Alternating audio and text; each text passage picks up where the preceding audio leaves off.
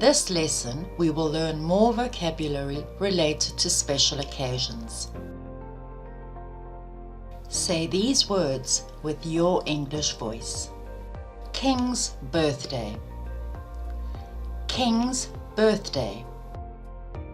This is the day that the monarch's birthday is celebrated in the United Kingdom. April Fool's Day. April Fool's Day. April Fool's Day is on the 1st of April, and it's a day when people played tricks on other people. Bank holiday. Bank holiday.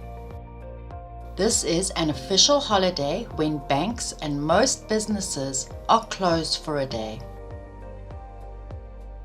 Valentine's Day. Valentine's Day. Valentine's Day is on the 14th of February, and it's a day when you give a Valentine's card to someone you love or would like to have a romantic relationship with. Father's Day. Father's Day. This is a special day on which all fathers are celebrated. Grandparents' Day. Grandparents' Day. This is a special day on which all grandparents are celebrated. Remembrance Day. Remembrance Day.